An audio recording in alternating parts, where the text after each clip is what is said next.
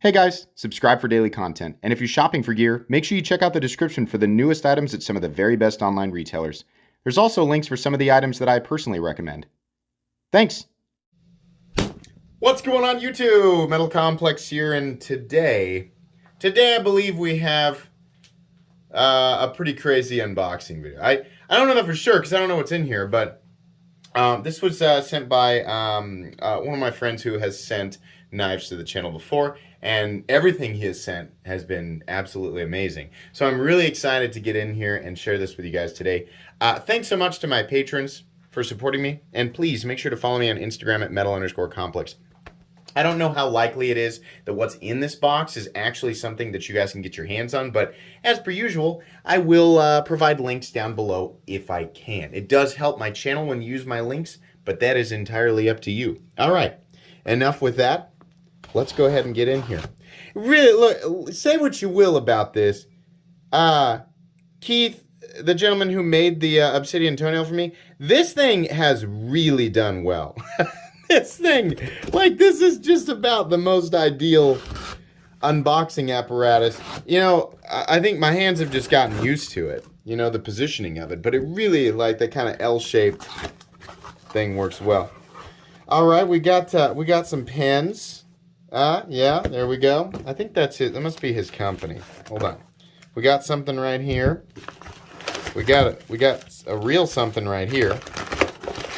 And we got another pen. You know what? I was actually running short, so I appreciate that. I will use them. Thank you for the packing material. Oh, there's a little piece of pen right there. And yeah, okay. Let's see what we've got here in this little booklet. It appears we have a note. I will also use this guy too. Thank you. Yeah, hey MC. Shit back to my, okay, included, etc., etc. Couldn't find a box for so it's in type it wasn't included. Okay, yeah, no problem. Here we go. So this is the person who sent it, right? He, oh, do I risk the cheesy pun? He's always tempting me. Shut up, Complex. Shut up. Stop trying to be funny and just open the box. All right, sorry. Sorry. What do we got here? What do we got? Oh, yeah. Okay. What is this? Oh, yeah. This is that weird... This is that weird Kaiser that I kept seeing. I don't know why Kaiser didn't want to send this to me. They never even offered it. And I remember seeing it and thinking, well, that's weird. I kind of, yeah, jeez. Okay, so listen, you can, the action's crazy on this. You can definitely thumb flick it. You can definitely flip it like this, right? And you can reverse flick it, but it does not want to be reverse flicked. Yeah. God, the muscle on that finger is nowhere near strong enough. What is this called? The Mini Paragon. Mini? What was the big one? Was there a full-size Paragon? This is crazy, man. This looks like, this looks like a boss that you would fight in Final Fantasy VII. This is really crazy. Look at this. Recurve. Is it flat? Yeah, it's just a recurved handle with a bunch of different lines in it. So, depending on who you are. Now, you know what? I think it's safe to say that most people are going to look at this and say, that is really ugly. But, I think a few people are going to say, yeah, it's really ugly, but it's also kind of neat. And I'm in that boat as well.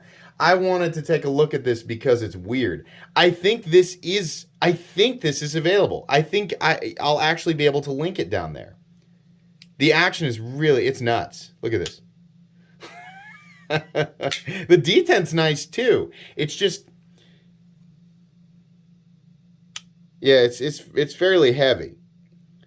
I don't think this is horribly expensive. What is the blade steel? 154 cm. That's kind of what I thought. Love the finish on it. Kaiser does such a nice tumbled finish. Just a big, robust. It's not quite Sheepdog XL size, but it's not a small knife. Not at all. This is a real just different kind of grind. What is going on down here? What is this?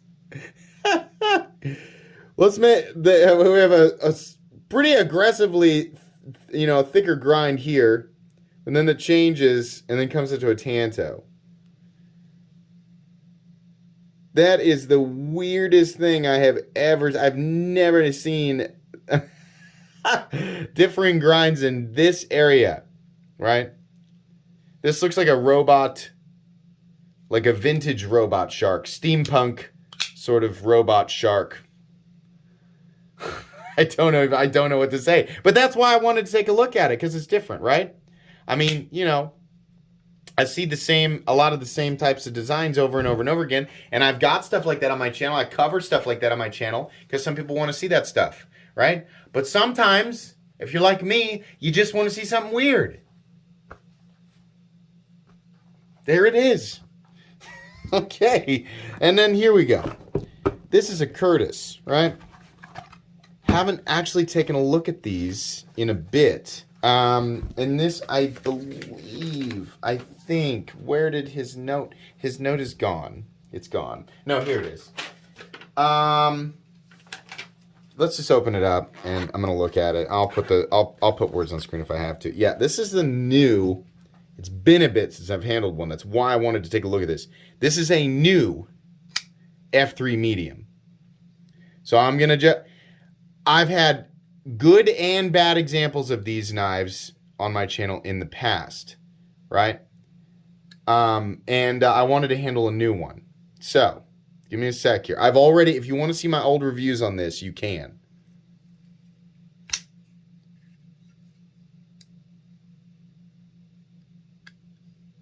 Yeah, I mean, everything feels pretty good. There we go. No, I had a couple in a row a long time ago. And when I say a long time ago, I mean like 4 years ago. I reviewed these knives, or some knives from Curtis Custom Knives. It was like 4 years ago. This appears to be quite a bit better. Now, this is still largely the same. Is this in Magna Cut? Yeah, definitely.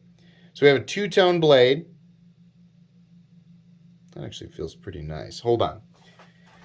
It's a real thick blade stock. This is the knife, a long time ago. If you're thinking like that, kind of looks like a Hinder. Yeah. In fact, you can find many videos from, I'm talking like 2013, where a lot of people said the same thing, right? And it wasn't like one is copying the other. No, it was like which should you buy, the Curtis F3 or the Hinder XM18 3.5? Yeah, that's been thoroughly discussed since at least 2013 or even before then, right?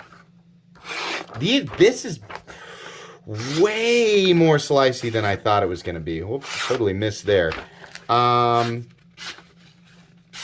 Yeah, this guy, despite being very thick on the spine, is actually having no problem. And all we're doing there is judging the factory edge, right?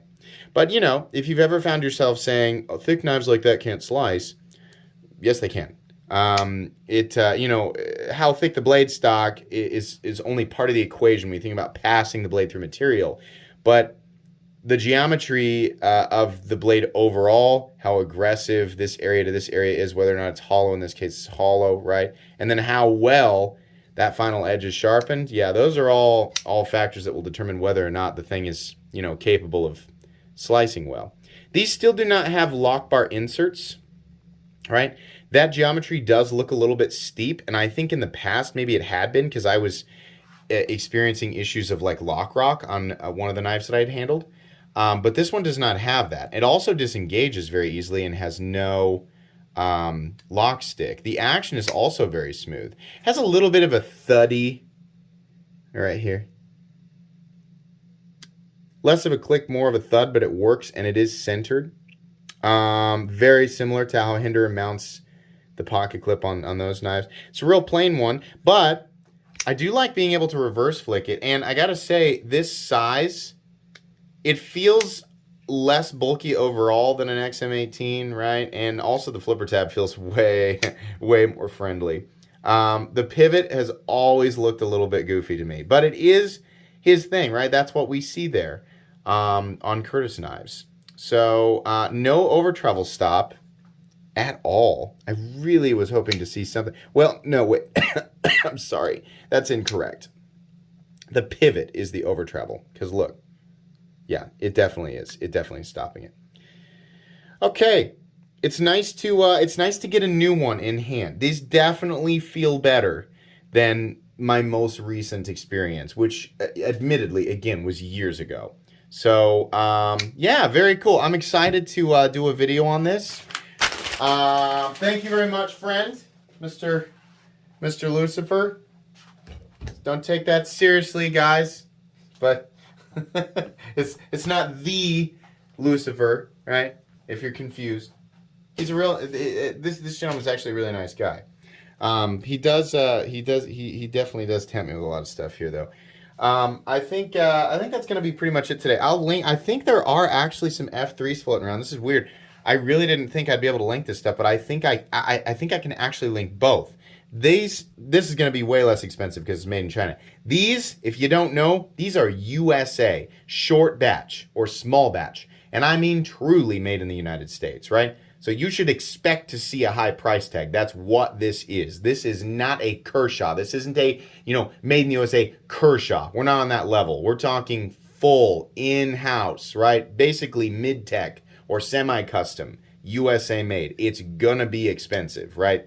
So, anyways, please make sure to follow me on Instagram at metal_complex if you enjoyed this video. Leave a like if you'd like to check out my other content. I do, of course, have lots of videos of knives that are either expensive or inexpensive that I do or don't like, so check those out. And if you enjoy all my content, go ahead and click on that Metal Complex logo right there and subscribe because there's definitely more coming. Thanks again for watching, everybody, and have a great day.